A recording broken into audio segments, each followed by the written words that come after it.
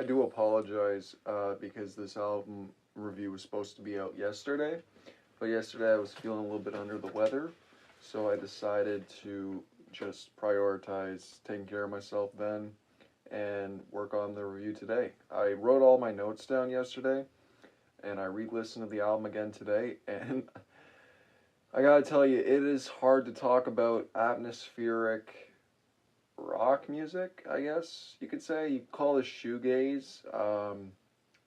For the most part, this is primarily shoegaze, and then it kind of gets into like your run for cover indie alternative stuff. But a lot of the other half of this album, I kind of just wrote down what it reminded me of, and it reminded me of other artists slash bands. And for the most part, like I do have stuff to say in the first half, but then we kind of get into territory where I kind of have to just like play the comparisons of myself to really get you to understand what I'm talking about, because a lot of the influences I hear on this album that I wouldn't consider to be their actual influences sound a lot like lesser known artists and bands that I don't normally hear talked about when it comes to discussions about shoegaze and really just gazy music in general. So yeah, let's get into the review for Frau Eva by Miek. I think that's how it's pronounced. The intro was very interesting. They didn't really do a whole lot with it in terms of like the rest of the influence on the album, but sometimes, you know, your beginning track kind of gives you the feeling of what to expect for the rest of the music. But for an intro track, you know, you can kind of just do whatever you want. But for the intro to this album, I was kind of surprised. I had a feeling it was going to be, you know, something like shoegazy, but no, it was kind of like I described it as a hauntingly exotic atmosphere, and then it turned into noise rock, and then it turned into some weird house music, and then they changed it to acoustic. And it was just the weirdest thing, and I was like, oh, I'm in for a treat, because this album is probably not going to disappoint. And yeah, I really wasn't let down. The first track, if we're not counting the intro track, but the intro track I think does technically have singing on it, so we're going to count the intro as the first track. But the track after that, Her, was dark atmospheric, and the beginning reminded me of like something like you would hear out of either, I don't know if it was like black metal or just like between like thrash and black metal. That's what the intro reminded me of, like something you would hear from those genres. And then this weird spazzy guitar comes in.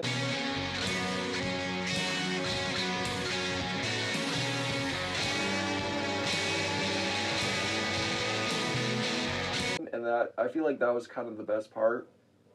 And then the vocals come in. And I'm like, this is the fucking Darling Fire.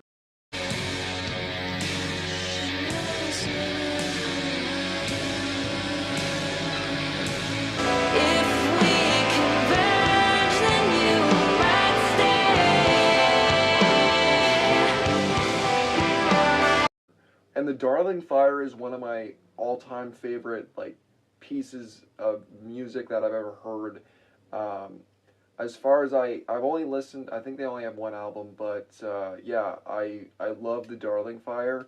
Essentially, it's kind of like shoegaze, a little bit more like heavier shoegaze with a female vocalist, and one of my favorite vocalists, and just amazing music to come out of, I think it was like 2015. But yeah, ever since I went through that album, it's one of my all-time favorite albums, which is ironic because I didn't put it on my Topster list, but it deserves to be on there. And then we turn back into some noise rock, and then there's some like really, really distorted guitars that come in afterwards, and it kind of just like it's interesting because they start off with like an open atmosphere, like something you would hear in like a lo-fi black metal production, and then it just increasingly gets like more gazy with the distorted guitars, and the vocals are just absolutely perfect. Then we get into another interesting track, which is Nuclear. And this is the first time that I actually kind of understood what they were going for with the song. What I got from this track is essentially like a nuclear blast and then like nuclear winter. So it's a typical kind of shoegaze track. This is the first time that I started hearing more Scarling vibes.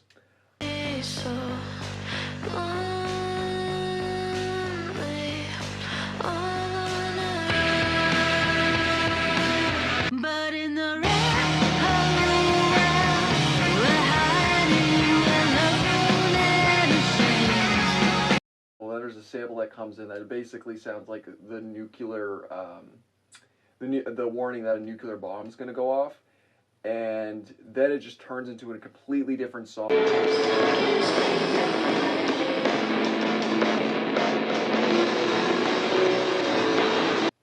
After that, we switch into an entirely different direction with a 90s alt-rock track, and honestly, there's nothing remarkable to say about this. It's either garbage or whole, take your pick of what it sounds like. It's probably my least favorite track on the album.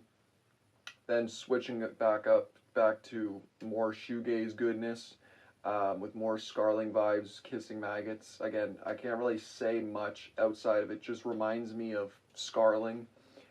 And then after that, we have I Met Your Sister Through Her iPod in 2009, which is probably one of my favorite titles for a song. Reminds me of something that I would have picked on probably like a Lucas from Afar song if I'd used something. And I had a title kind of similar to that on an unreleased track, but the vocals reminded me this time of Miserable.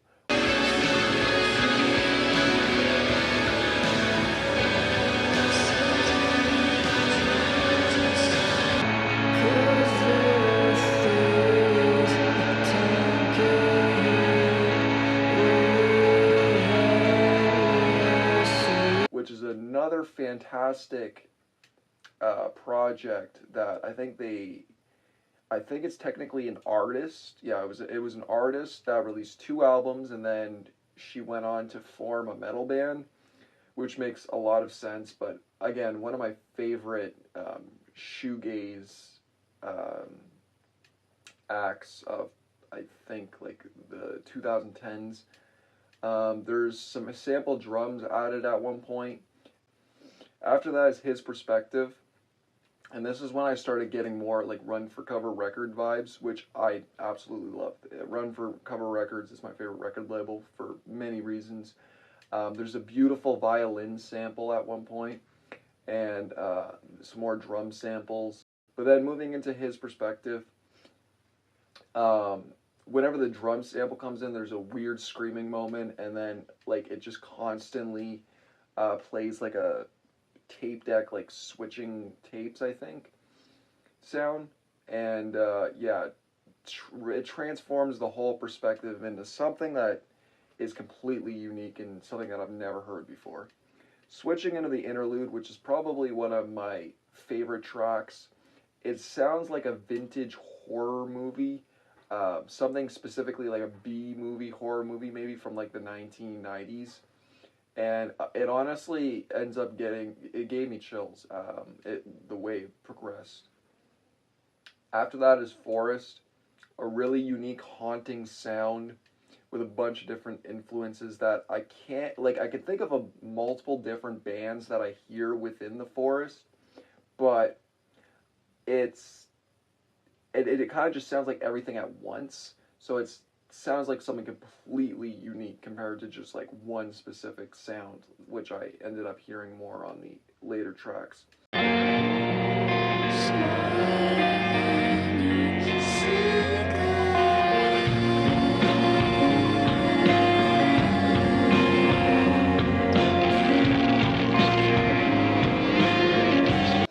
Girl Teeth Can Build a Chapel was something that at first, like, I think the Scarling vibe really comes from the singing in general, because it's weird how we transform from the Darling Fire to Scarling to eventually Miserable, and then at one point sounds like Phoebe Bridgers, but this track alone kind of just sounds like the lead singer of Scarling singing over like a Modest Mouse, like long drive track.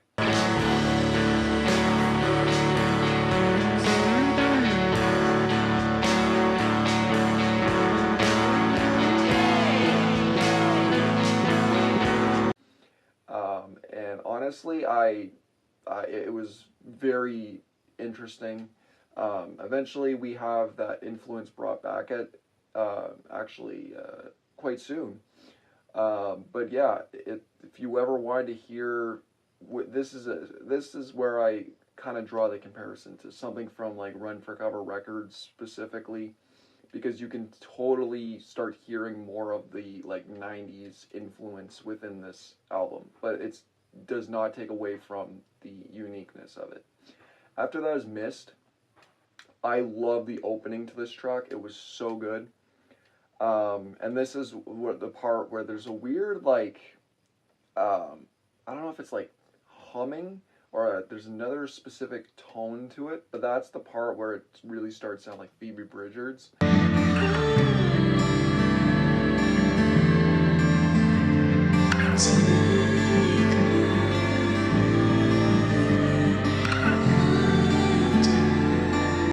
At one point, and then they bring in some sample strings and it just absolutely just transformed this track into something really beautiful.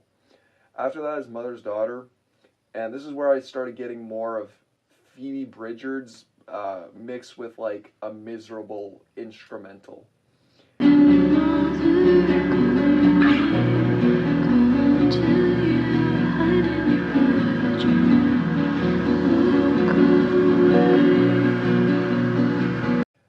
And then after that was The Bird Won't Let Its Wings Be Fixed, which is another cool title. And just, again, more just like miserable vibes. And then we get to the outro, which is honestly kind of reminded me of Carissa's Weird with, and I think that's more specifically when the piano comes in. But again, we have some more like miserable like singing and miserable shoegaze goodness. And then at the end we get to the epilogue, which is kind of just a Modest Mouse track that you would hear probably off of something from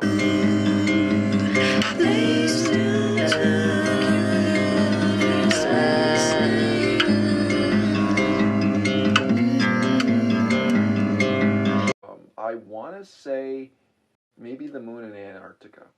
I think that was the best. I think that's the best comparison. I'd say didn't sound like it sounded a little bit like something maybe off of Long Drive, but I think it was more The Moon in Antarctica. All in all, this is probably one of the coolest releases that I've heard this year.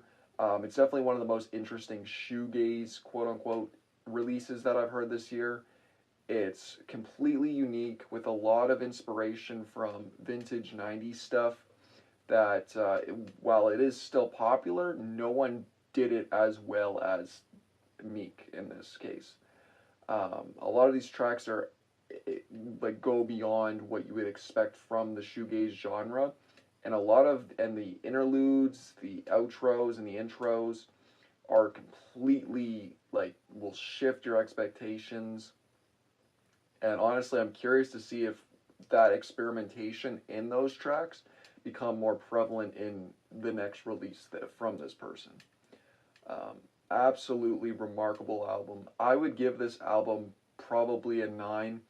I'm actually going to go on par and say that this is more interesting than the new Deftones album, because with Deftones, I kind of just expected Deftones. With this, I subscribe to this person on YouTube, but I never listened to any of their music. I don't remember where I found this person. I found out that they released this album and I listened to it and I was absolutely blown away with how amazing it was. It really was. This is definitely going to be one of my favorite albums of this year. Definitely reminded me of the time that when I actually started getting into more indie music and listening to some more obscure stuff that I would just like stomach book and whatever I would find on like Spotify's like artists that other like followers listen to, and end up finding stuff like Jezebel, Gadbury, and other artists that are like weird and unique. But this is a whole other level of weird and unique that's actually really captivating. That I've not heard from any other artist slash band really. I think the only close thing I'd say is like maybe like the Julie album, but this kind of blows that out of the water if I'm being honest. Which is a pretty hot take within the scene, but yeah, honestly, if you have not listened to this album yet, go check it out. Frau Eva by Miek came out, I think, the past Friday. Absolutely incredible. Hope this person keeps making music. This was definitely a treat.